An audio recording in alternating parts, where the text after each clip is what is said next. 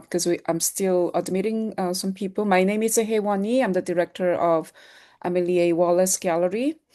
And welcome. Thank you very much to be here. I'm going to just to give one or two more minutes and then we'll start.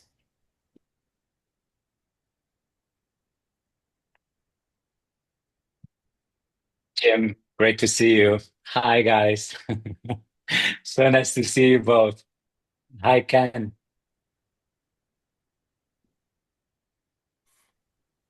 Why did you do that?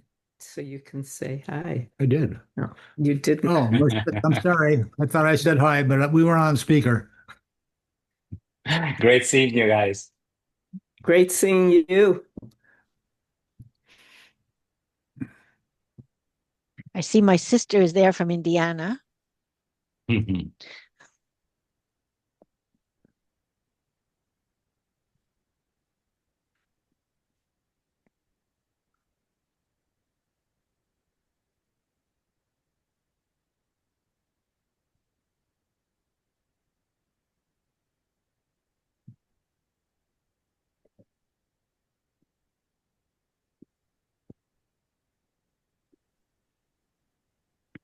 Okay, why don't I start? Okay, so people who are coming in late, they can come in a little late. So, hi everybody. Uh, Thank you very much to be here. A talk by Moises Saman. He's joining from Amman, Jordan. And we have two discussants, Dr. Alise Hunsberger and Dr. Alise Tifentale. And they are both professors at SUNY Old Westbury. My name is Hyewon Yi. I'm the gallery director and assistant professor of art history in visual art department. So let me introduce a little bit about the exhibition. Some of you came to see it, others have not. This solo exhibition, Ghost of History, examines the conflicting narratives central to the US invasion and occupation of Iraq, its aftermath, and limits of documentary photography in reporting on a war, one that is ongoing for many Iraqis.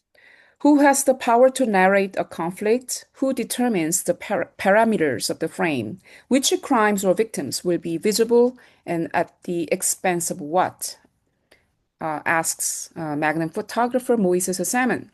Who and what will be remembered and how? This exhibition, if you haven't seen it, it's until October 10th. So please come and see. We are open 5 days a week. The exhibition draws from Saman's photographs taken in Iraq over the past 2 decades, and it's interspersed with the U.S. military maps and charts, list of Iraqi dead, redacted transcripts, satellite images, and quotes and pop culture references tied to the war. The pairing of Saman's images with these materials exposed the dissonance between the photographer's portrayal of war and official rhetoric, raising deeper questions about how narratives are crafted in war and how memory is shaped. Without further ado, let me before I go on, let me have an acknowledgement. This exhibition, Ghost of History, is a traveling exhibition organized by Magnum Photos in collaboration with the Cantor Fitzgerald Gallery. Support for the exhibition has been provided by Haverford's John B. Hartford 60th Center for the Arts and Humanities, Magnum Photos, and Haverford College's Distinguished Visitors Program. So I deeply thanks to Haverford College for the support. And I would like to also give my big thanks to Isabella Howard, the cultural manager for the photography cooperative Magnum Photos. She has been most invaluable in mounting this exhibition. This exhibition, when we opened, Newsday featured the story about the show and Moises Saman as their top stories on Monday newspaper September 8th, 2025. So here is that newspaper copy. Just wanted to kind of brag about it a little bit. So Yes. Okay. And let me introduce formally Moises Saman. Moises Saman is a documentary photographer and member of Magnum Photos, currently based in Amman, Jordan. He began his career as an intern at UStay, later becoming a staff photographer from 2000 to 2007. The attacks of September 11th, 2001, just a year into his tenure, dramatically altered his path, sending him first to Afghanistan and soon after to Iraq and thrusting him into the global coverage of conflicts that followed. Initially following a traditional journalistic approach, Salman gradually shifted toward a more nuanced exploration of the lasting impact of war. Over the past 2 decades, his work has been deeply rooted in the Middle East, capturing some of the region's most transformative and turbulent moments. From the 9/11 aftermaths and the U.S. invasion of Afghanistan, Iraq, to the Arab Spring uprisings, the rise of ISIS, and the fall of a Syrian regime of Assad, and Saman has documented not only the front lines of conflict, but also the profound human stories that emerge in the shadows of war and revolution. Saman's photography has received numerous awards and grants, including the Pulitzer Prize for Feature Photography this year and the Pulitzer Prize for International Reporting as a part of a team, and Guggenheim Fellowship in Photography, the W. Eugene Smith Memorial Fund, the Henri Nannen Prize, and multiple World Press Photo Awards, and Pictures of the Year International. He's a regular contributor to National Geographic, the New Yorker, New York Times, and Magazine and Time, and among other international publications. So this is a cover image of a Time this week or next week. It's coming out on the 29th of September, Oh, so okay. you're getting a preview of Yes, it's a yeah. preview. Everybody, you have to get the copy of a Time magazine. It's a story about Sudan.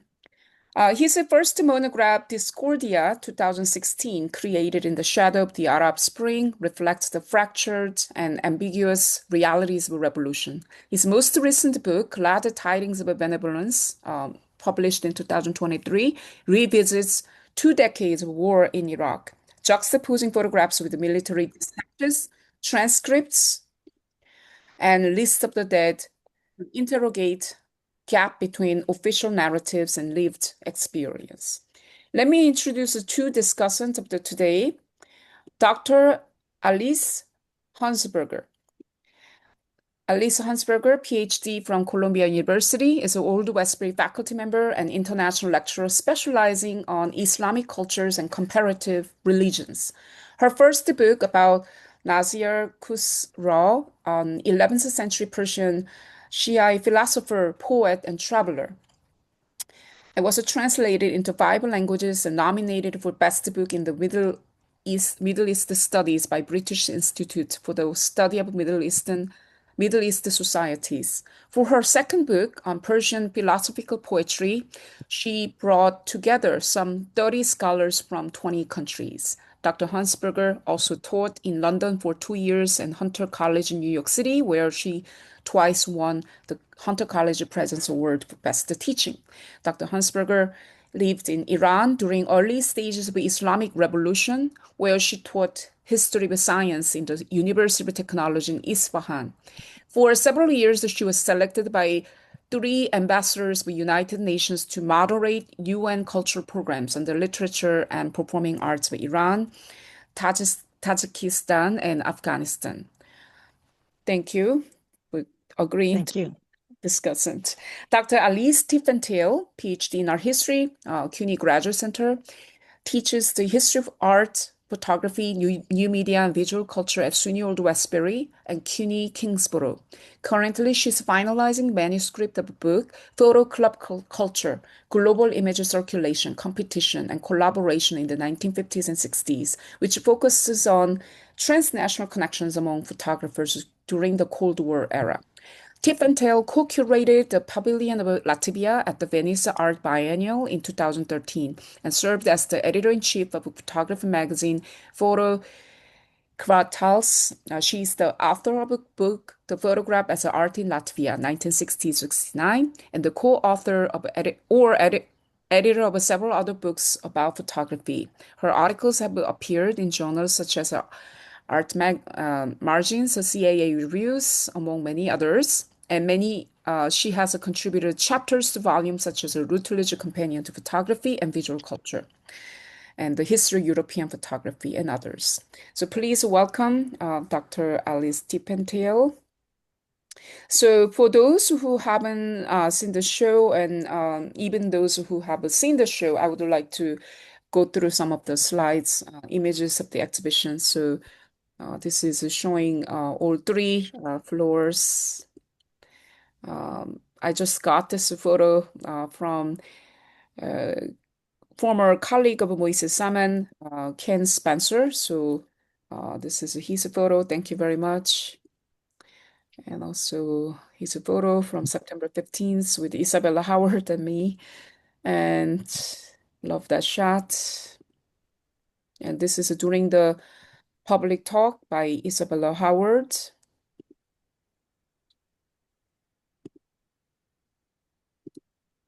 And as you enter, this is the intro text.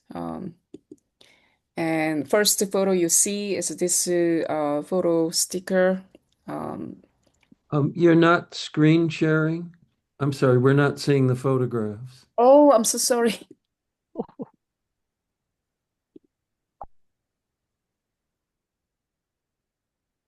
So I haven't shown anything. No, it's a common thing, not to worry. Oh my We're, God. We excuse can me, see, we're seeing them. we see them. Oh, Okay. really? Yes, Mhm. we've seen everything. Oh, I'm so sorry. Yeah, I can see them. Yeah, Okay. We see them. I think maybe you need to change your view to Oh, I'm side. sorry. I bet. Yeah. Was it me or No, we're seeing them. you Sorry. saw this, right? Okay. All right. So I'm just You showing. got you got it, Ken? Let me Um, see. I'm not speaker gallery, multi.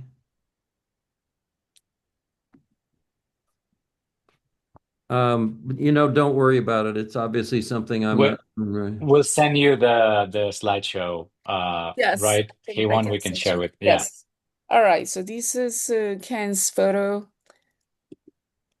Thank you. Your photos are much better than mine for sure.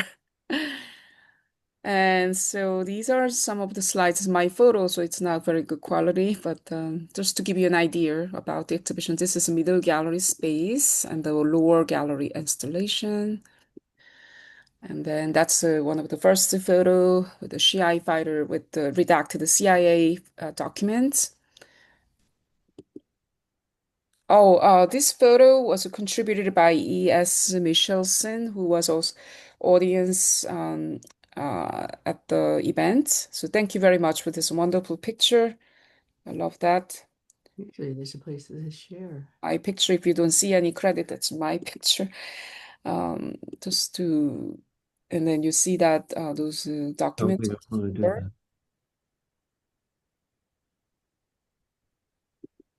More? No.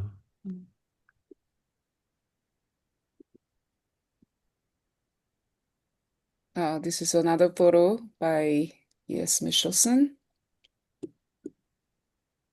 Great picture of Isabella. It's middle gallery space.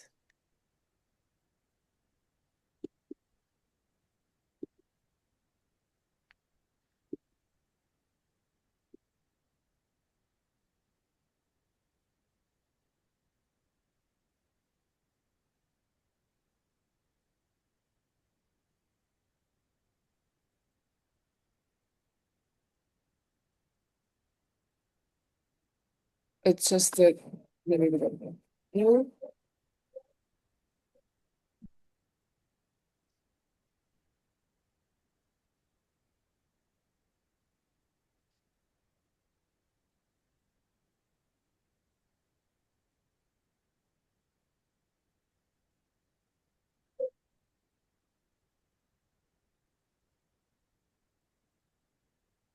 So we would like to start with the question from the audience.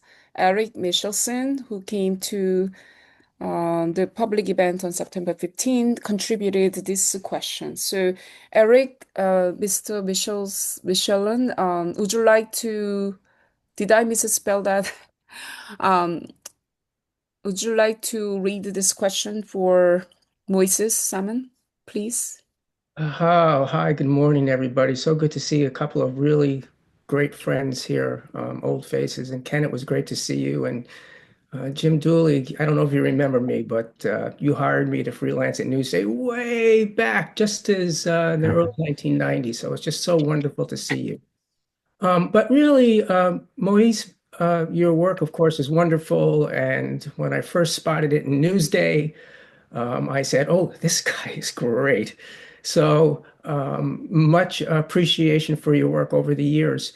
But I really do have a question. You've been in, numerous areas where there's so much conflict, so much suffering, and surely you have some strategies to deal with those, to cope with them, to move forward, to maintain your resilience and your mental health, your stability. Um, uh, can you discuss that a little bit, please? Thank you. Sure. And first of all, I just want to say how special it is for me to be here with all of you now. As some of you know, I have a very strong link to Long Island and especially to Newsday and seeing Jim Dooley here with his wife, seeing Ken, former colleague of mine. It's just so special, and for me, it feels a bit of a sort of full circle moment, really, to be able to show my work in this venue in Long Island. So thank you so much for all of you to be here today. So Eric, just to answer your question, I mean, I think that it's a very important question, and it's an honest question, because this is something that we, or I spend a lot of time thinking about, in fact. And the truth is that years of covering conflict and witnessing violence does take a toll. I mean, there's not really other way to go about it. It takes a toll physically, emotionally, even spiritually at times. And there's certainly been times when I felt sort of drifting a little bit, maybe not into like nihilism, but sort of feeling a little bit less, being less aware of the gravity of what I'm seeing, because I see it so often, and whenever that happens, it's always good to sort of check yourself and try to sort of be a little grounded on your feet. I think that what has helped me the most really is hold on to connections, to connections to my family. I'm a father now. So having this sort of very strong connection to my family has been key, but also connections to colleagues and people that are part of my community. And also really to connect with the people that I'm photographing, to connect to the lives that I've been documenting. And that's for me has been quite an important part of trying to sort of stay sane in a way. I think that, like I was saying earlier, it's not about how do you go about doing this job without being affected, because you will be inevitably affected in some ways. I think it's about finding ways to mitigate that, and to carry that weight, because it is a weight that you have to carry, year after year after year. I think one thing that I do, for example, is I put as much effort that I put in my work, I put it into other things that might not be related to my work, to other interests, to have another life beyond what I do as a photographer, so for me, it's very important to stay grounded, to also relate to people outside of what I do, because I think we tend to kind of become very sort of closed in these communities of war photographers, and then sometimes you sort of lose touch with the fact that the real world, maybe it's there's other things going on, there's other people that you need to pay attention to as well. So I think that it's a mixture of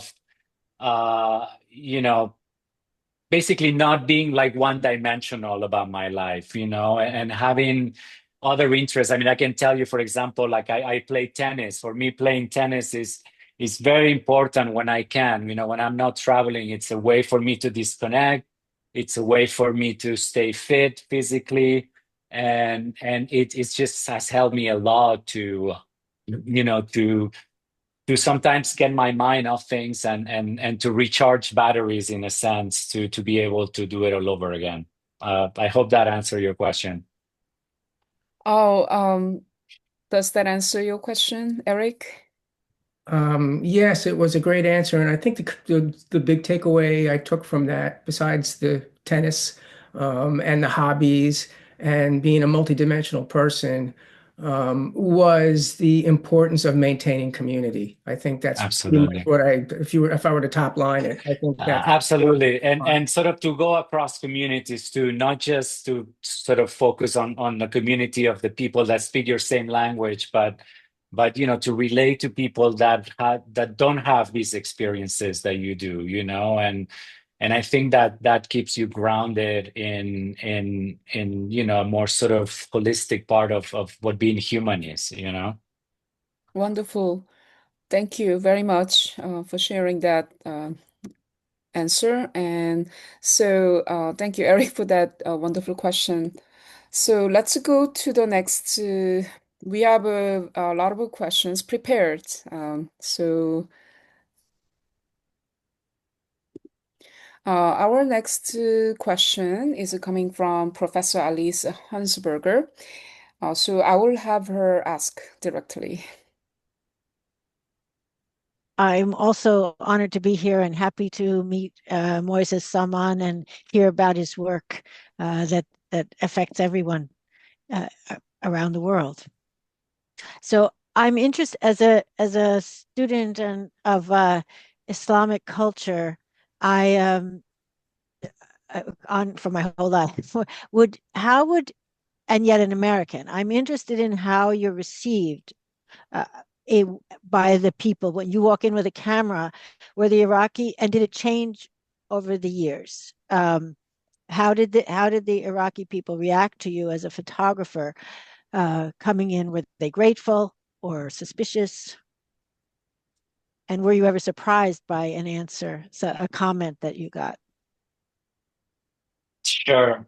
Thank you, Alice. I've been working in Iraq for over 2 decades. So, obviously my experience in Iraq has been shaped by many different encounters, and I would say that it's never been one way or another, I mean, I think there's a spectrum of the way that I've been perceived and in the way that I've been treated.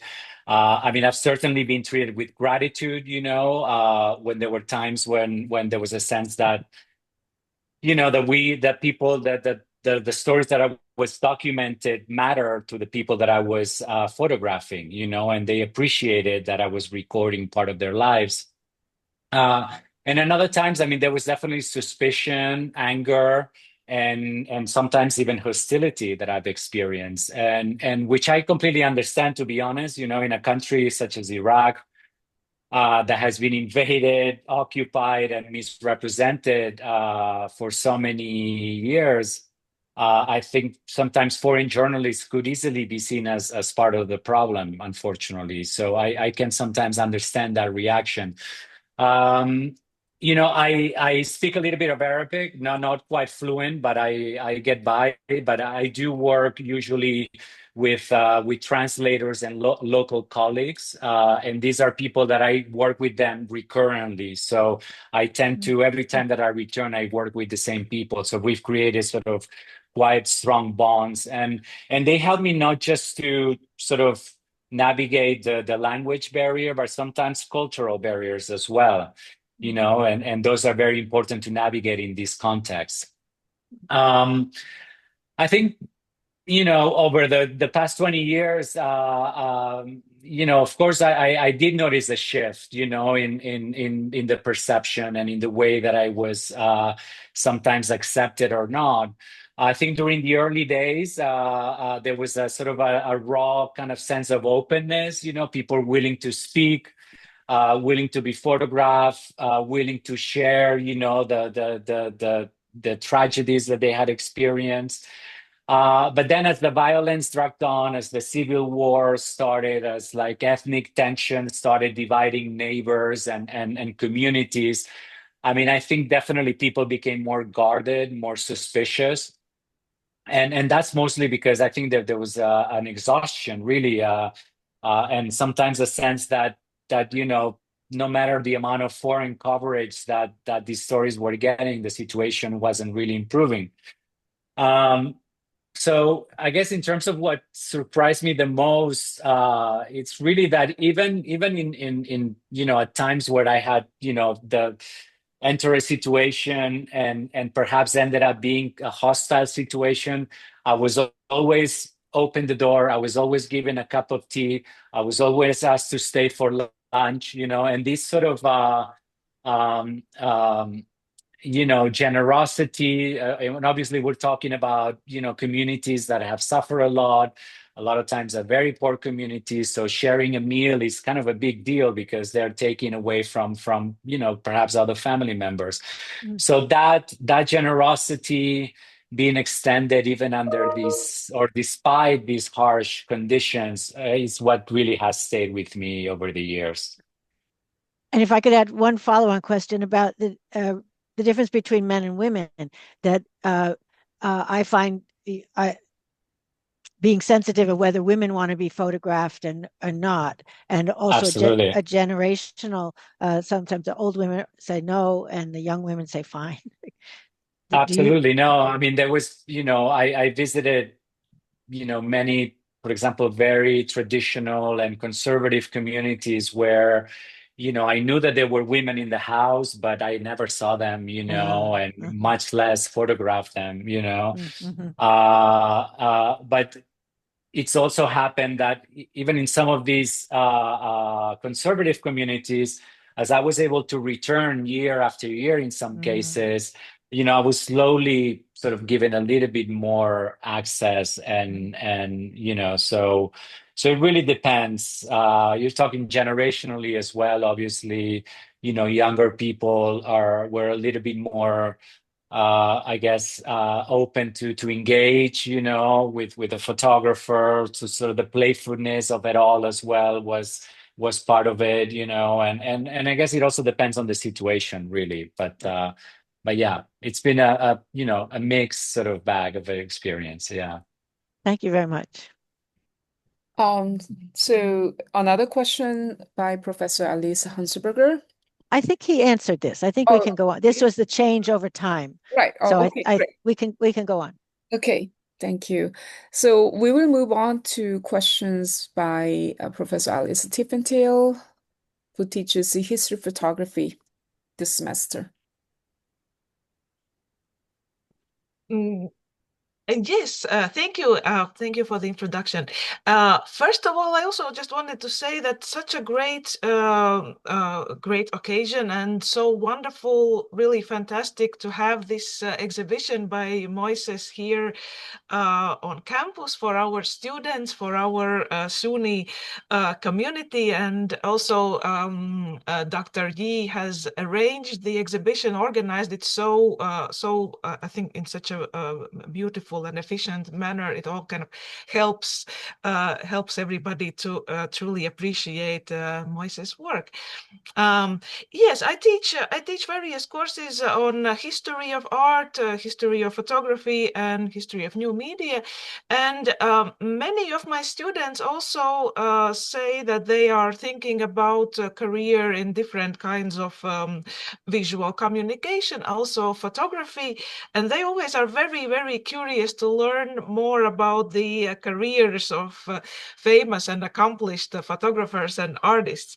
And we were talking about this upcoming talk or presentation, and definitely the students are impressed by Moises, your remarkable accomplishments and awards, and they kind of want to understand what is a little bit kind of the story behind the scenes.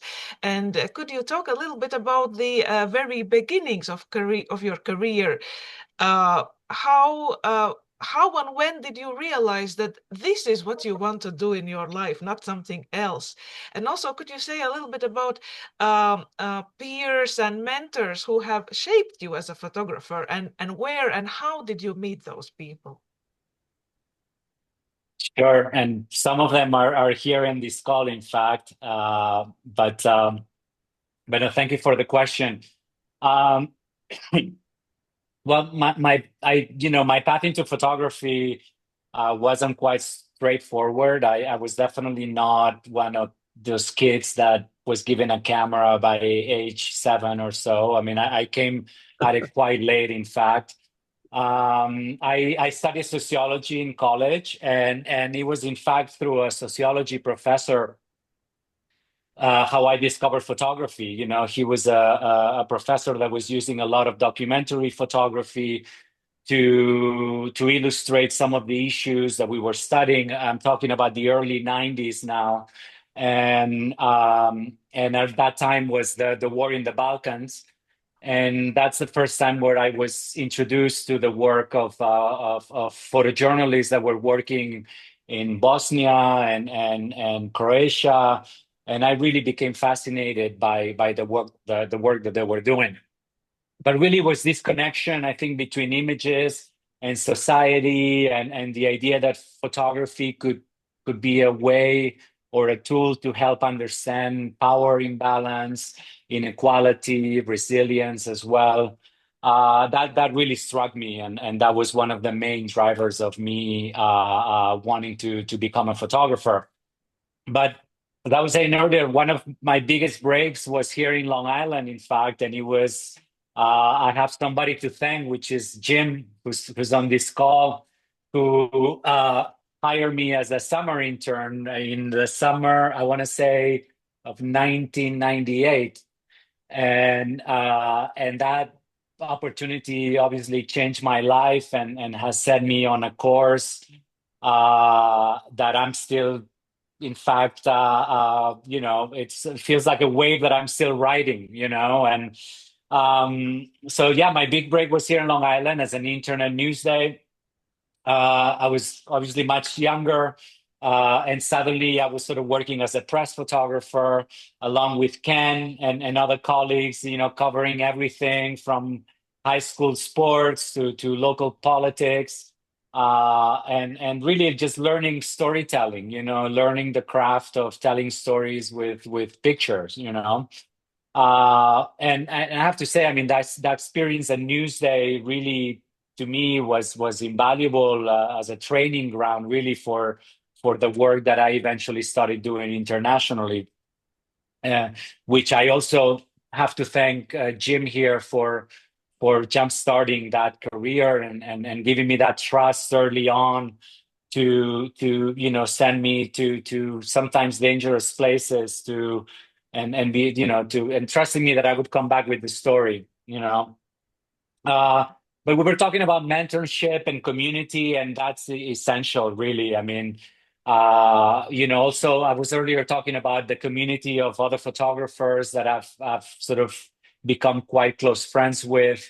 That community, we help each other. Sometimes we, look out for each other, and this brotherhood really was so important in nurturing and in, like, sometimes getting you out of ruts, and sometimes when you feel uninspired or when you feel that you've reached an obstacle that you feel is overwhelming, it's been extremely helpful to have this community and this support center, really, and this support group that I've been able to draw upon. So I would say it's a mixture of teachers, peers, colleagues in the field that have shaped my work and that have shaped me personally. And obviously the encounters with the people that I photograph, I think ultimately that plays such a strong part of really shaping and driving my work that I would have to put them really at the top of the list. Yes, thank you for your answer. I really think that that you said a really beautiful thing. You mentioned this word brotherhood. I think that's really a beautiful way how to talk about kind of community. That's really nice. And also, I think it's really great for the students to learn about how your professional career developed, starting from the summer internship and then all the way to the World Press Photo and Pulitzer Prizes. So I think that could be really inspirational for some of our students. I had another question that we discussed with the students. Sure. We were talking about also, of course, especially our students would not be able to understand or fully grasp how disturbing and horrifying it must be to experience and observe a war and its aftermath. And we also learned that you were imprisoned in Iraq while you were there. And could you tell us a little bit more about how dangerous the job of a war photographer is, and also what professional strategies you have in place to avoid or mitigate some of that danger? Yeah. I mean, look, there's no question that this job can be dangerous at times. As you mentioned, I mean, I was in prison in Iraq in 2003. That was around the start of the U.S. invasion, and that experience right from the get-go. I mean, it was still quite at the beginning of my career. It really, in a sense, brought home how little control sometimes you have once you enter this very unstable context. I mean, since then I've had other situations that have also reinforced this idea that no matter how much you prepare, it's really hard to really eliminate danger in a sense, but you are able to prepare and to try to minimize it. And there's different ways. I mean, there's training that you can do. There's hostile environment training. I think something that's very important is first aid training. You need to be able to take care of yourself and those around you in the event of being wounded or hurt in some way. But also working with experienced colleagues. I was talking earlier about the fact that I work always with the same translators, the same producers, the same fixers. I mean, these are people that really have a strong grasp of the shifting lines, sometimes the shifting actors, that are part of a lot of these conflicts, and really staying up to date with information. I mean, that's key, because sometimes things overnight can change completely, and you can find yourself, going to sleep in a safe place and you wake up and it's no longer a safe place, so being aware of these changing dynamics is extremely important. But let's not forget that really, ultimately, the ones that face the stronger risk really is the local journalists. I mean, I sometimes have the luxury of leaving. I have the luxury of going home, of getting on a plane when things get too dangerous or when something bad happens to me, and then I need to kind of like regroup. The people that I work with or some of my local colleagues don't have this privilege. I mean, unfortunately, we're seeing the amount of photographers and journalists that are being killed in Gaza right now, and it speaks about this danger and the extreme level of courage that some of these local journalists have to put forward to continue doing what is a very, very important job. So I do think it's important to make this distinction, because even with all, the preparations and with all the support that I have from the different organizations that I work with that send me to these places, ultimately I have the freedom to decide to leave, and that's something that a lot of people don't have. Yes, yes. Thank you. Very enlightening about the work situation for our students. Thank you. Thank you, Professor Tifentale. Now let's move on to the next set of questions by Professor Hunsberger. She has a questions about specific photographs in the exhibition. You are muted. Thank you. Hyewon, could you put up the slide of the two? Are you able to find the two, that this part of the exhibition juxtaposed several photographs that had to do with television, and the middle one that you're looking at here is a screenshot of or shot of the Stephen Colbert show, and this was I assume he did it in New York, and it was broad. No, he came to Iraq. No, he came to Iraq. Yes. So it's live for the American troops and there they are sitting in the audience, and it's next to a picture of a single little television that you found, and it has the word dream on the screen, and this you came across in an Iraqi refugee home, I understand. Could you speak about these photographs? Yeah. Sure. Yes. I mean, and I'm glad that you have the picture where you show the two next to each other, because what I found powerful in placing these two pictures side by side was really about the contrast between spectacle of the war, which is something quite sort of Western and American in that sense, and the intimacy of the other picture.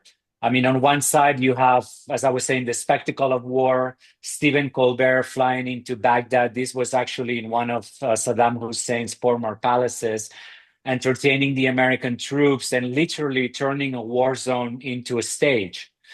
While on the other image, it's inside the home of an Iraqi family, a small television screen displaying this simple word "dream" glowing across the screen. And to me, this juxtaposition really captures really the different realities of the same war. I think that the performance of power and resilience of the American side, and in a sense, the quiet and more fragile longing for something better, perhaps, on the Iraqi side. And I think together, they, to me at least, they reveal how war is never a single story, really. It's a collision sometimes of different narratives. It's a clash, and sometimes the truth really lies somewhere in the middle. And I think that's a theme that is really not just in between these pictures, but it's recurrent in this exhibition. It's recurrent in the book, and it's really it's a theme that's I would say is recurring in my work as a whole, through the work that I do in conflict zones. Is this ambiguity of finding really the truth in sometimes in the gray areas, rather than in the narratives that are sort of pushed sometimes down of our throats by governments, by the media, by pop culture, etc. I hope that makes sense what I just said. Thank you. Yes. Yeah, your emphasis and drive to show the human stories really comes across in the expressions that of the people that you found, but also in the surroundings of where they are. And I just still had another question about the dream. Was that something being broadcast that had the so it's from the Iraqi It government was is I broadcast? was so I was trying I then figured out that it was actually it was there were he was trying to learn English. It was an English course that was displaying Oh. words, and then you had to repeat the word, and so it flashed for a minute on the Mm. screen. So it was an Iraqi man trying to learn English. Yeah, Well, hopefully thinking of a better future as that, well, you know. that's an important word to have. Yes. Thank you. Thank you. And then I had a second question about this powerful image is multi-layered. It's you have it both as still up at the top, and then we saw the video being played at the bottom. At the still shows us the rubble of the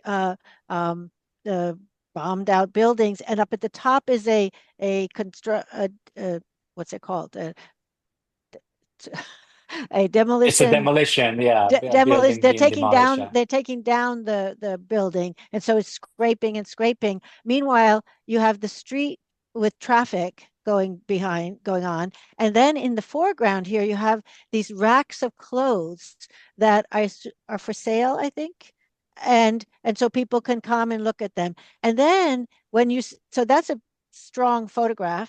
And then when we see the video, actually, you pull the camera back further and you see that there's the racks of clothes are actually the wall of a restaurant. They make the wall of a restaurant, and it's an outdoor with no roof restaurant. And then you look at the detail of what's happening at this table with a father and his little girl.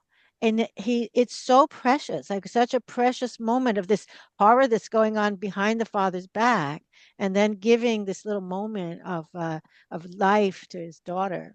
So I can you speak more about this of Thank what? you. Yeah. Yeah. No, and thank you for bringing this up because it is really one of my favorite moments that I've been able to witness. And just to give you a little bit more context, that this is in the center of Mosul in northern Iraq, on immediately after ISIS was routed out by Iraqi forces and with the help of American forces as well. And the building that's being demolished was a building that was half destroyed because of the war.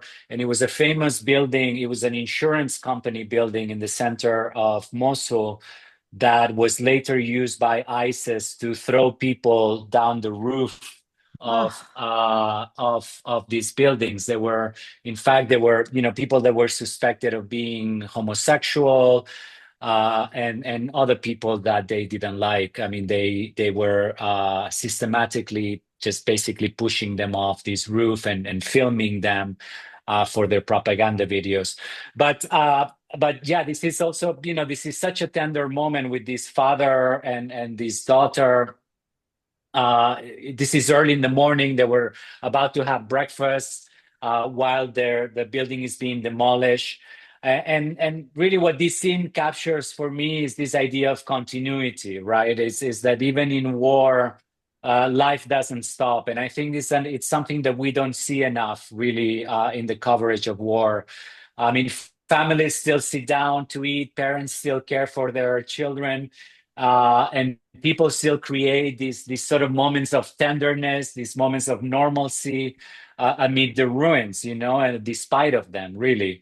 mm, And I think really these are the moments that in a way bind us. And I think these are the moments that I find the most effective in trying to translate to an audience a common sense of humanity. I think sometimes maybe sitting in Long Island or sitting in Europe, these places can seem so far away, so distant, but these moments between a father and a son maybe are more relatable, a father and a daughter, or whatever, or these moments of life amid the ruins, I think are more translatable, more effective. And again, and to me personally, these are the moments that inspire me to keep going back to these places, and that drive me to keep doing this work.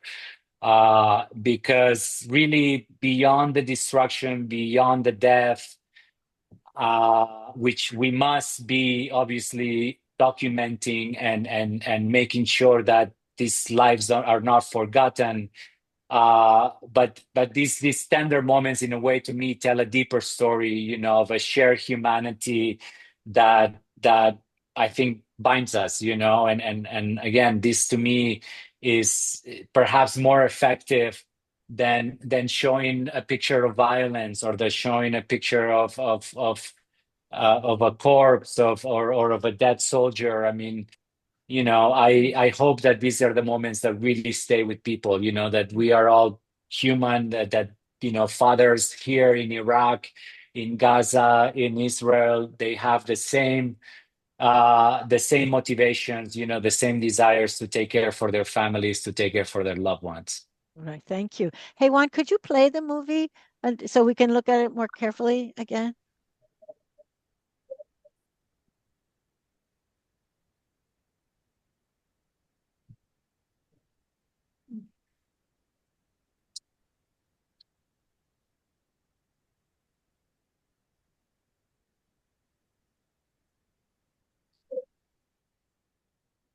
Thank you. Thank you.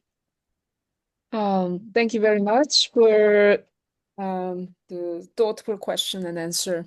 We are moving back to Professor Alise Tifentale's question. Yes. Yes, I think the previous, the image and the film that we just saw, I think those are really truly iconic images, and also very beautiful how, Moises, you were talking about this kind of finding some relatable moments among the situation, which for most of us, thankfully, would be unfamiliar, and that goes also we could build up on that a little bit, and my students also would be very interested to find out a little bit more what happens behind the scenes, and how do you get to make these photos and these films?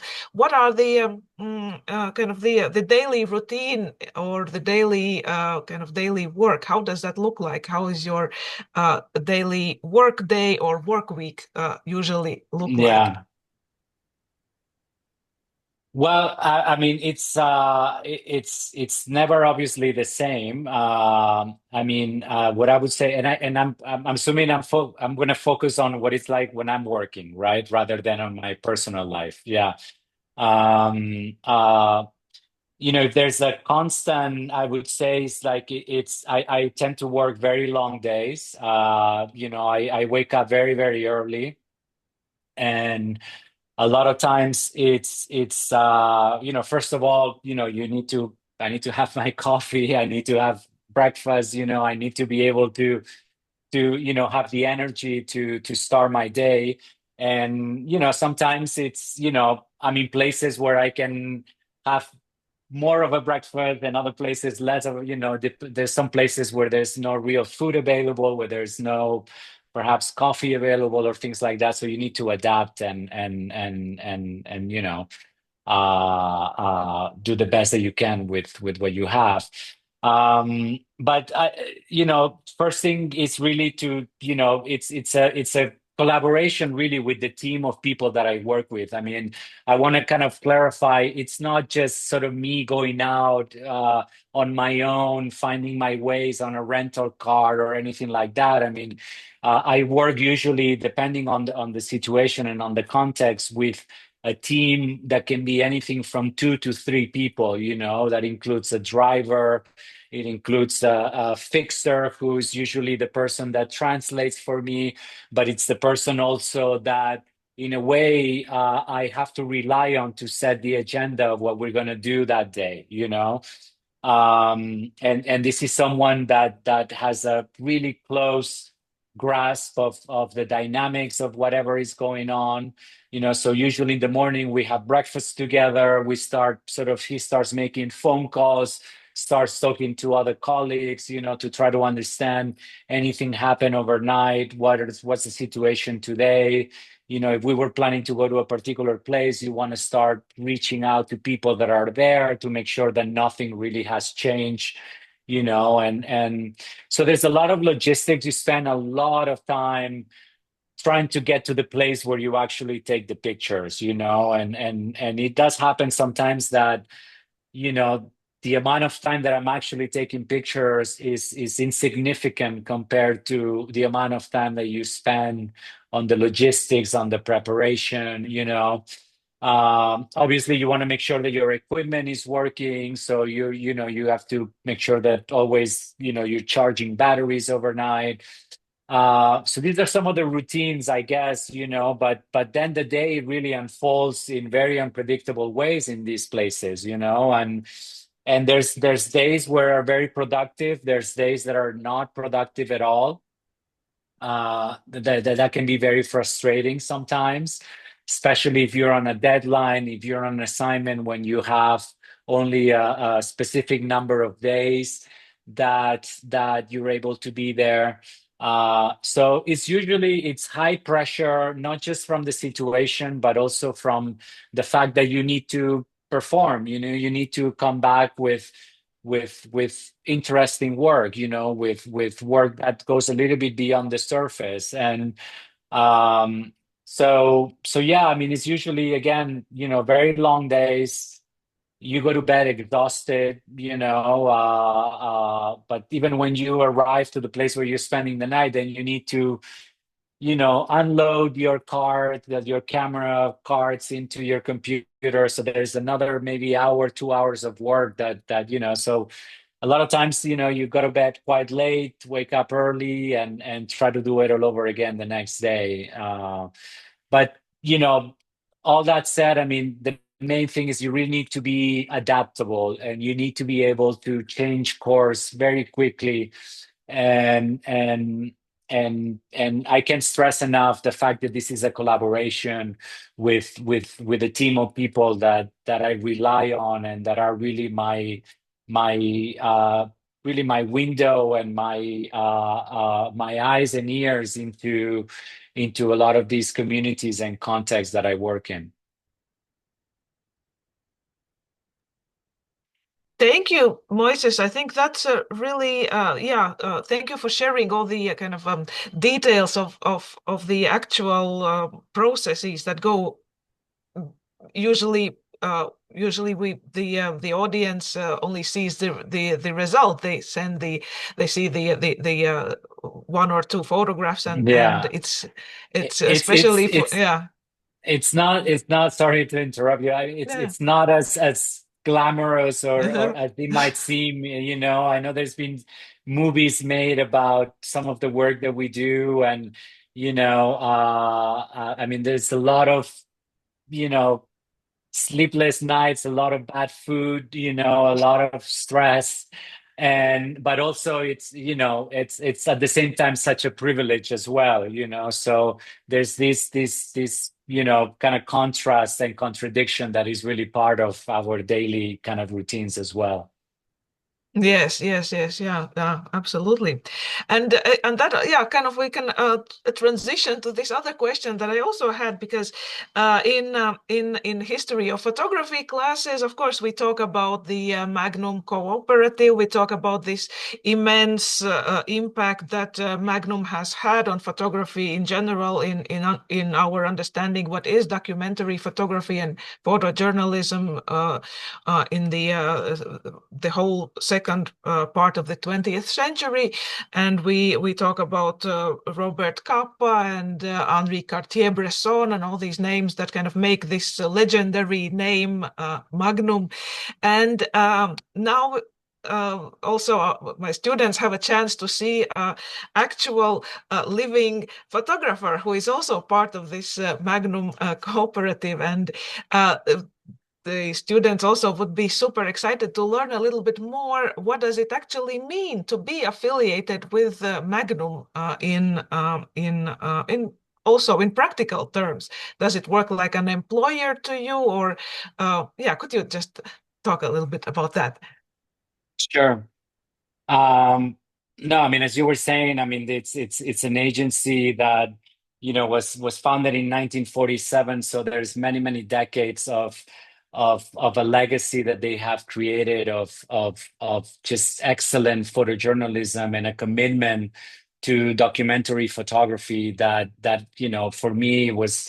These were the legends that I grew up when I first became interested in photography, looking at their work, learning from them.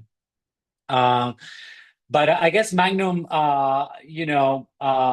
it's not an employer per se. I mean, it's a cooperative agency, and what this means is that the members own the agency. But at the end of the day, we're just an agency. Like it could be imagine a modeling agency or an agency that represents artists or actors. So it's sort of like a platform. We have people that work for us that their job is to find us opportunities to do the work that we do. So they represent us with different clients. They look for opportunities. They sometimes create, they try to pitch group projects to NGOs, to corporations, to anybody that we feel could help us get our work done. So they don't assign me, they don't give me jobs it's not like there's an editor at Magnum that sends me places. What we have are agents that are, I guess, the liaison between me and the magazines that I work with, and then they negotiate day rates. They sort of represent me in that sense. What else I can tell you? I mean, it's and it also Magnum provides a structure, right? I mean, it provides a place where I put my work, where my archive lives, and it's also a community. Most importantly, it's a community of many different types of photographers that I'm in conversation with, a lot of times. And we discuss work. We meet once a year in person, and this is a moment to exchange, to show each other's work, and to really, sort of learn from each other. So this to me, what Magnum really represents and what it stands for is this like community of we're from different parts of the world with different backgrounds, but we all have this commitment to documentary photography, although we understand documentary photography very differently. I'm more of a traditional in that sense. I come from more of a press journalistic background. There's other photographers that come more from the art world, and I think this exchange of ideas is really what keeps the conversation exciting. Is what keeps me on my toes sometimes as well, what keeps me always looking at new work and looking at new ways of telling stories. And I think it's what I appreciate most out of this community and this agency. Yeah, thank you. Very informative Yeah. question and answer. Thank you very much. So we are left with last set of questions by the discussants. So let's move on to the next question. I'm going to put PowerPoint. So question from Professor Hunsberger. One of the things that in looking at the material about the Iraqi invasion and the occupation is, of course, how many Iraqi civilians are killed, not just soldiers, and but that leaves orphans, and the over 200,000 men and women are killed, and so you leave like triple that for children. Like they leave behind so many orphans, and yet they're absorbed into the society. That some of the aid workers have responded, had noticed that, oh well, I got to go back and I'm taking care of 7. I have my own 3 children, and then I've got 3 from that family, and 2 from my other brother, or something like that. That suddenly their own families are very large. And I just thought that this is a strength of the Iraqi society and resilience and holding the culture together, even under incredible duress. And I just wonder if you have Sure. something to say. Yeah, no, it's a great point, Alice, and as you say, I mean, I think one of the things that also start with me is the strength of the family as a pillar of the social fabric of Iraq. And as you're saying, the war, has created immense loss, tens of thousands of children that were left without parents. But as you were saying, in Iraqi society, you almost never see orphans. You almost never see sort of children that are left abandoned, without a community, and it's usually the family that steps in, and that's, of course, I mean, this extended family, aunts, uncles, grandparents, even more distant relatives, people that might call uncle, but might be really a neighbor in some instances, and of course, this, we're talking about families that are in distress, that these are crowded households already with limited funds, with limited budgets. So it's an enormous burden, for a lot of these families. But as you were saying, this is an act of resilience, and it's an act of continuity, and this is how this community reacts to these events, and that's just incredible to see. And of course, there's an absence of institutional help. There's an absence of, I guess, state help, in a lot of these places.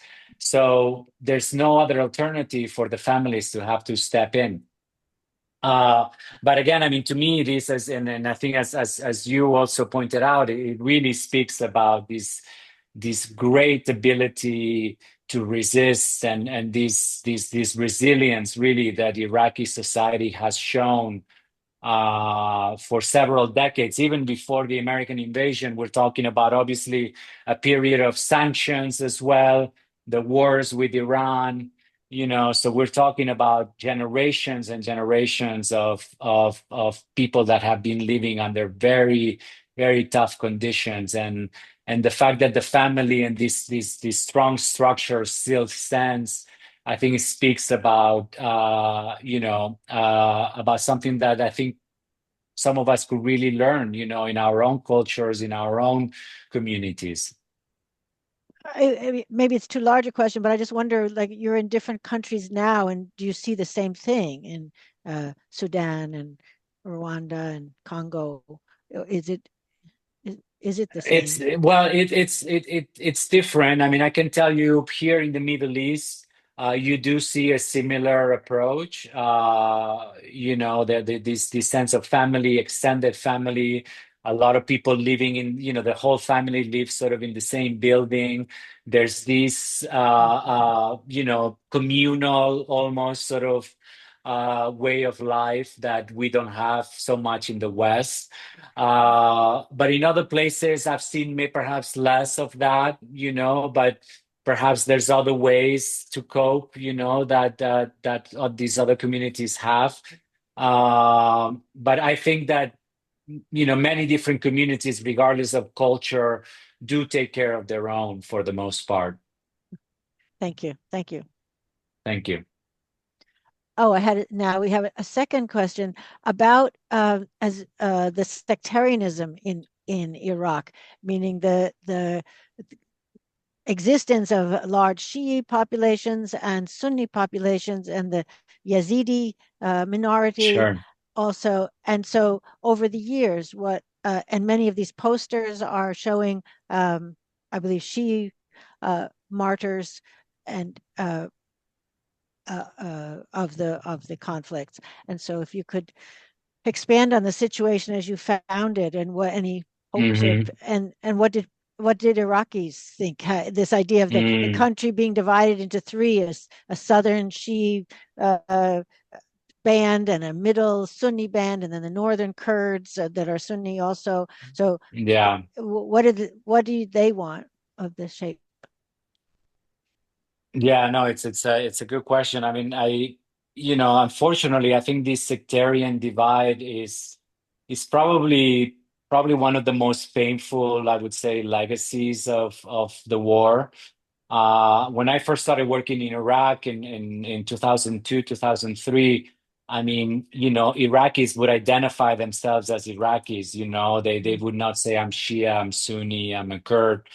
But after the US invasion, Mm. and especially after 2006, those divisions really, I think, came to the forefront, and then those divisions really hardened in a sense.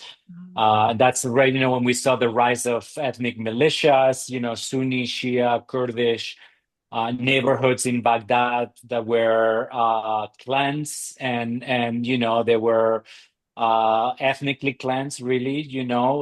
Sunni families had to move out of Shia neighborhoods where before they were all living mixed together. And daily life kind of became filled with fear of who was controlling that neighborhood or that checkpoint today, and what about tomorrow, and who's in charge of this street corner.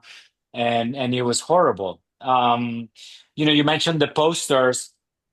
I mean, those posters are photographed in a cemetery, and these are posters of Shiite fighters that with their families. These are fighters that were killed at different parts during the different clashes, either with the Americans or with Sunni militias. And it was, in a sense, a tribute to that loss, but also sort of a visual claim to the public space where these pictures were displayed. So I wanted Right. to explore that part of iconography as well in Iraq. And then you were mentioning the Yazidi community, which obviously suffers so much at the hands of ISIS. And it revealed another layer to this long story of Iraq, which is the fact that minorities, in a sense, really bore the brunt of the violence, of the past 20 years of violence, not just the violence, but also of the displacement that was an effect of that. And but I'm still going to Iraq now. I mean, it's a place that now also has become part of my family. I'm married to an Iraqi woman, so sometimes I now go to Iraq just to visit family as well. And but talking to so many Iraqis over the years, I mean, I've always heard this longing for ending this sectarian way of identifying each other, and this longing for coexistence, this longing for being one, for being Iraqi, for and this pride also of being part of this great country with this great heritage, this great history, great culture. And I think, to me, even after all of these years of violence, this is the part that I sort of decide to take home with me, and to decide to focus on. I think it's a wonderful that's the way forward is Exactly. thank you. Okay, now we have last two questions by Professor Tifentale. That will have a Q&A. So Moises, limit the answer within 5 minutes. Okay, go ahead. Yeah, I just wanted to kind of we just discussed some individual photographs, and I wanted to kind of bring us back to the whole exhibition that is currently on view.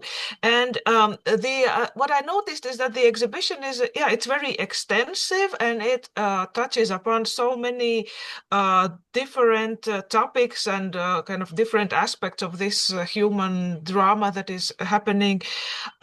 But also what I noticed that the exhibition in general demonstrates what we would call a great restraint in image selection from the photographer's side. So each image is a strong visual statement, and would really love to find out a little bit more about your image selection process. So what is also kind of general understanding that most photographers would take much more images than eventually are published, and is that also how you work?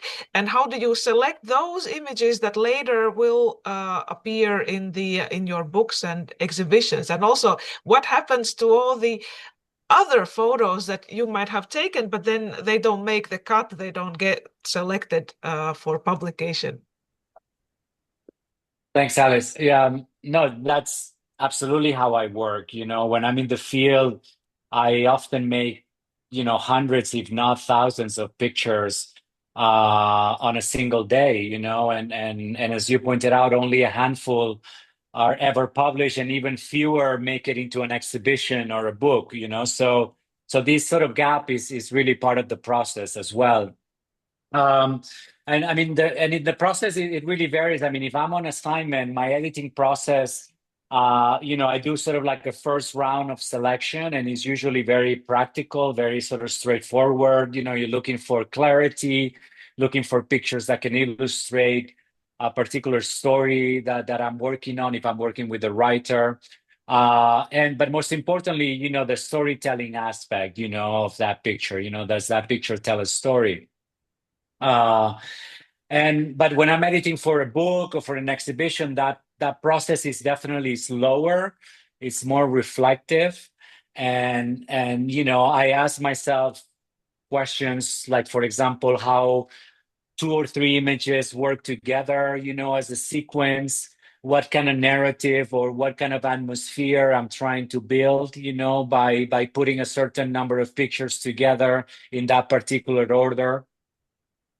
And that also what means is that a lot of times pictures that during the first set it didn't mean anything to me, or didn't really have a particular sort of strength that I made them select on the first study, then they take another life almost, so it's suddenly you find gems that within a sequence of pictures is such a key image that it wouldn't work if you didn't have that picture. So that happens a lot.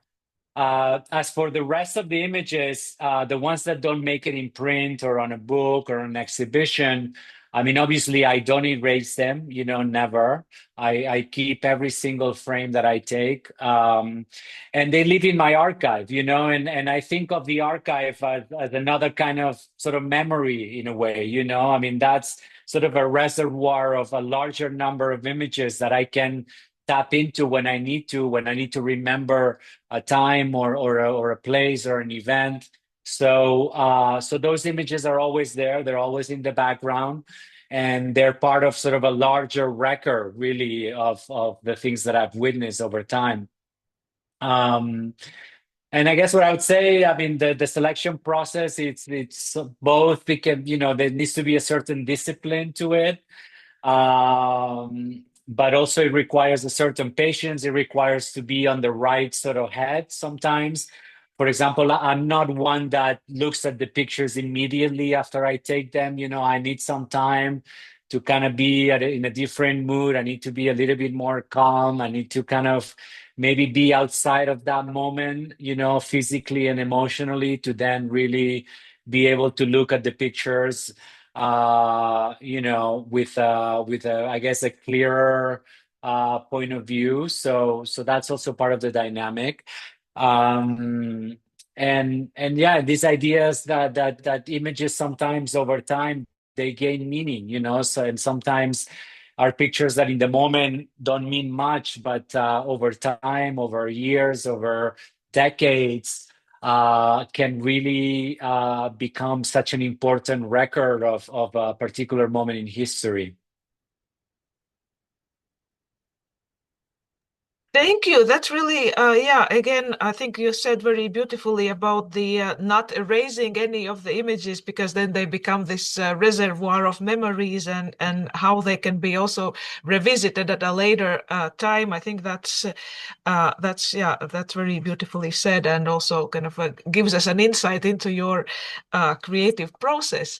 And to also kind of, yeah, to build on that, I was also thinking about, so in the exhibition, so we saw the prints on the walls, and we some of us also had a chance to look at the photo book, and then we also know that your images are published in the press in different kinds of contexts, and um, would like to know how you feel and how you work with these different formats of display, and because definitely there are very viewers' experiences differ when they see your photographs in a Absolutely. newspaper and then in the exhibition in a gallery, and also different when they look at them in the photo book.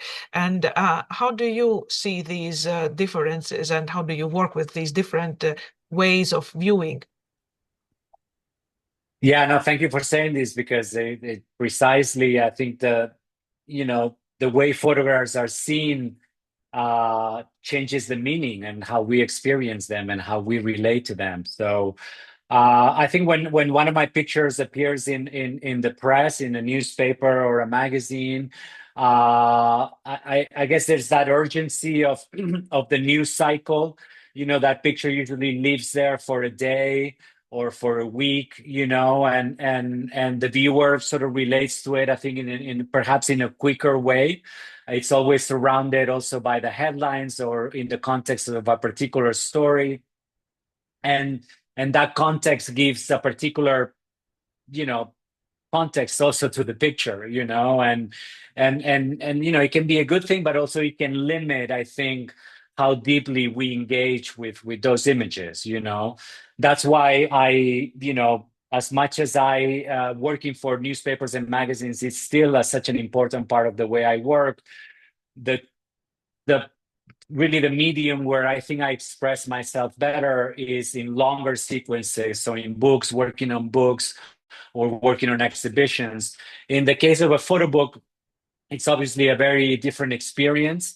There's the sequencing, there's the pacing that you're creating with each image, with each sequence, with the multiple images. Sometimes that you can interrupt that rhythm, for a particular reason, and all of these, what it does is creates a narrative, a narrative that it's told through multiple pictures. Obviously, with the book, it's an object. You spend more time. You turn the page. You can go back, forward. In itself, there's a rhythm to the way you interact with the book as well. And it's more intimate. Obviously, it's an intimate conversation, really, between you and the book and the work. And I think it's one that ultimately, where it's more fitting to tell these very complex stories that require sometimes contradictions and require to backtrack into history and require to reference what the work that other people have done before you, and so that's in the sense, speaking about books. In a gallery, in a museum, also seeing the prints on the wall, it's a completely different experience. I mean, there's the issue of scale, the way, the size, the different pictures are printed, and also the experience, of walking through, what is a journey really through the different pictures, the different walls. There's a reason why, different pictures are on particular walls, and there's a way to experience the exhibition that also is more interactive in a sense, So, and for me, the three, photo books, exhibitions, and the press are still, extremely, extremely important ways where I get my work across. Lately, I mean, I'm still very much committed to the work of photojournalism. I still, when I'm able to have pictures in Time Magazine, for example, now this week on what's happening in Sudan, for me, it's such a privilege to be able to to help the audience understand what's happening there through my own vision. It's and that also comes obviously with a huge responsibility that I don't take lightly, and that really keeps me sometimes up at night to make sure that that I'm fair, to the people that I photograph, that I'm fair to my audience, and ultimately that I'm able to create work that can connect, work that you're able to care about, even though if it's about things that are happening far, far away from where you are. Thank you, Moises, for sharing so generously your work practices and all the things that go behind the scenes. Really, thank you, greatly appreciate it. No, my pleasure. Thank you. They're great questions, all of you. So I appreciate that. So that was the last question, prepared questions by the discussants. So even though we have only a few minutes left, we will take some questions from the audience who are here today.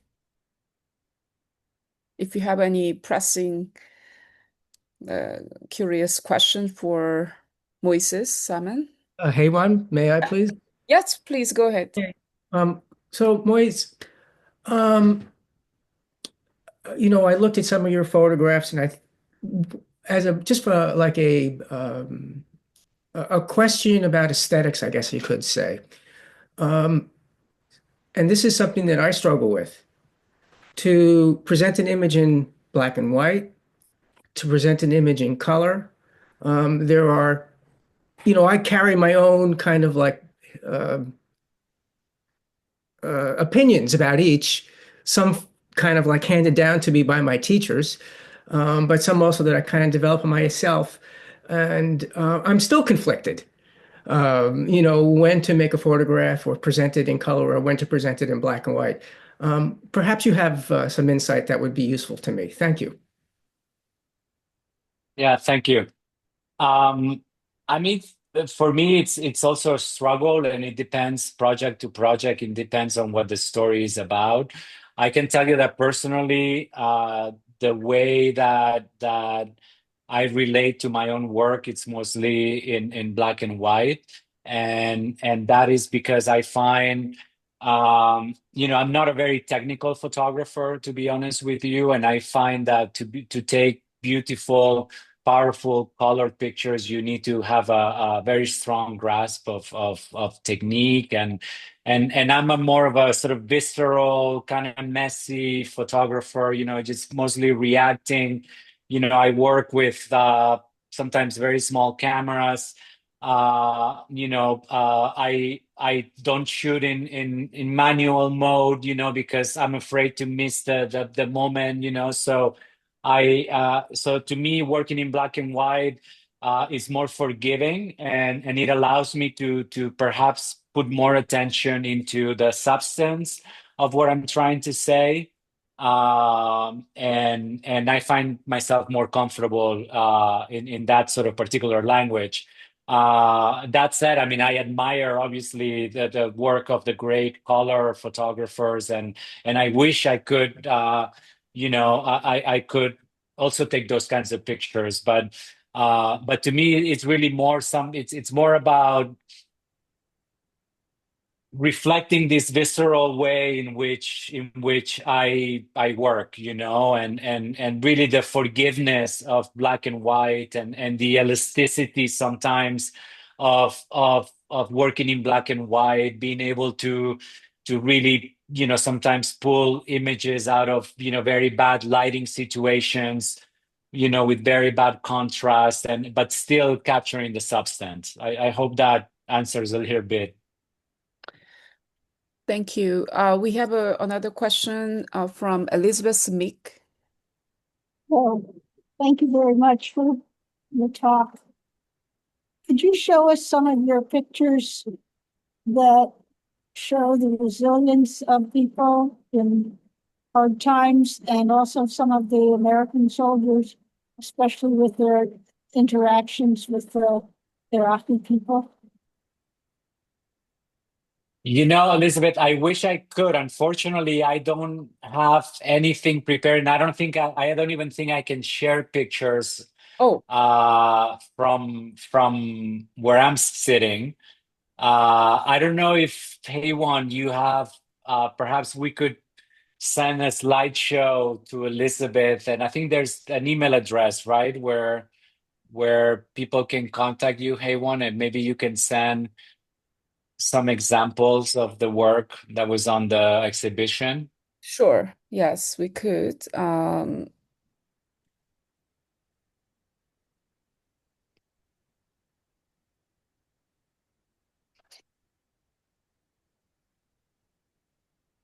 I don't know if there's any photo from this exhibition, uh, Moises, that qualifies. That really speak to me. For example, I mean, there is, I don't know if that you have that image of the man wearing a suit walking through the scene of an attack.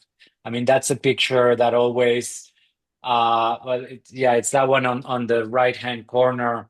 It's perhaps a little bit hard to see from this image, but it's a picture that I took at the site of an attack, an insurgent attack, and and suddenly I saw this Iraqi man wearing a suit with a briefcase, just walking through that scene.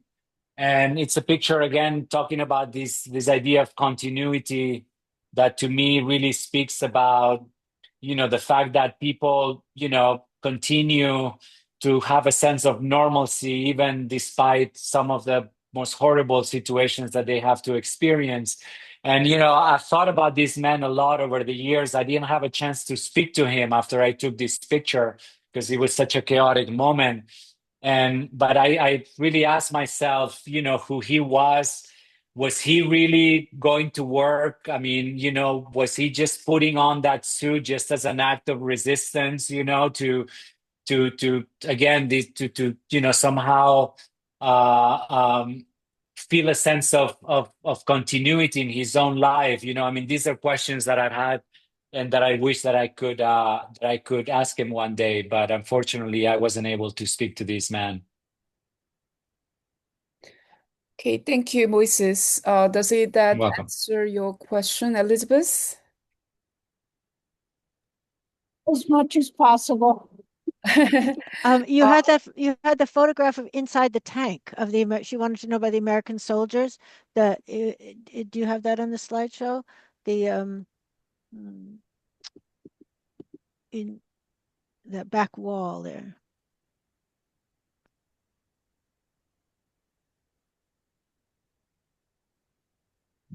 Well, there's that one, and then there was the one inside the tank. There's another image, yeah, where there's sort of a shaft of light and dust coming through, and then you see these two American soldiers sort of a little bit lost in thought, as they're sitting inside there.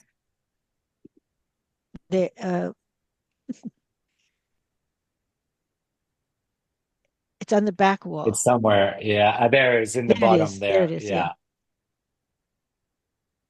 They're inside a tank, right? Inside an armor sort of carrier, like a personnel carrier, yeah. And the man to the left, as I recall, has he taken off his own helmet and he's looking at a bullet hole or somebody else's helmet? No, he took his own helmet. It's just that this sort of moment of as I remember, it was extremely hot as well. Yeah. And the gear that they have to wear obviously is extremely hot as well and uncomfortable. So yeah, I think there's a moment where he took his helmet off.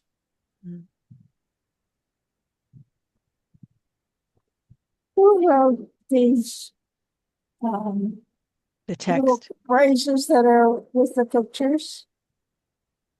I'm sorry, I couldn't hear. Who wrote these little phrases, such as in this slide, "We are heroes in error"? So yeah, that's a good question. So this is part of the installation. It's also part of the book. So these are sometimes quotes, sentences, parts of transcripts that I pulled out from different actors, different people that had a role to play in the over 20 years since the American invasion of Iraq. In the case of this particular quote, it came from an Iraqi politician that later died, and he was one of the main figures during the early years of after the U.S. arrived in Iraq and they installed their the first sort of government after Saddam Hussein. And throughout the exhibition, I pair some of these images with some of these quotes as a way to add another layer to the discussion and sometimes create a dialogue between what the meaning of these words, the meaning of these sentences, and what you see in the picture. So sometimes, what it's said and the pictures are in contrast. Sometimes there's a certain contradiction. Sometimes they really fit well with each other. So it's about this sort of clash of narratives in a sense. All right. Is there any other questions for Moises Saman? Discuss that. Could you discuss that horse picture, the white horse? The white horse, yes. So that's a picture I took, I think, in 2004. And this was one of Saddam Hussein's personal horses, that family horses that had been looted from one of the palaces. And this is one of the people that was trying to sort of tame the horse. But it was so symbolic in a sense, the body language of the man, this horse. I mean, that period, in that particular period, like soon after the American invasion, and this taming of the horse that really spoke to me in many different ways. Thank you. Thank you. Okay, so let's see, I got one question. Great, thank you. Okay, so the public talk is over, officially over. However, if you have any would like to speak to Moises afterwards, you can stay online. Otherwise, I am ending this talk, and thank you very much to Moises Saman and also to discussant Professor Alise Hunsberger and Alise Tifentale. Really appreciate your thoughtful questions that you came up with in such a short notice. And I really appreciate your participation. And everyone, thanks for coming. Thank you all. And just to say, unfortunately, I have two small children and it's bedtime here. So I'm not gonna be able to stay very, very long to chat. But I just wanted to say thank you for being here. Thank you for the opportunity. It's great to see some old friends. I really a shout out to Jim here because he really changed my life, and and to this day is someone that I hold so dear to me, and it's wonderful to still be able to be in touch and to see Ken as well. One of my favorite guys at Newsday. It's just such a treat. So thank you so much. It says thank you very much for all those nice comments, and what a great presentation. And to be able to, Sue and I were just talking about how so much insight you give when you talk about your work and your thoughtfulness, not just retrospectively, but at the moment you're taking pictures, at the moment you're trying to tell a story, at the moment you're capturing an image, you are thinking about what does this mean? How is it going to relate and tell the story beyond just the surface story? How deep does it go? So thank you very much, Moises. Thank you, Jim. Thank you. This was an astounding talk, just amazing. It's wonderful to see you again after all these years. I was really taken by the fact that it's a team. I just had no idea. And to talk about how hard you have to work to get maybe only a few moments of photography was absolutely illuminating. But thank you so much. And wow, congratulations on the Pulitzer. I mean, both of them. So wonderful. Thank you, Ken. Sure. Take care. Thank you all. It's been a great honor to have you. It's an absolute pleasure and privilege to have your show at our campus at SUNY Old Westbury. Yeah, I mean, you've really done Long Island And strong.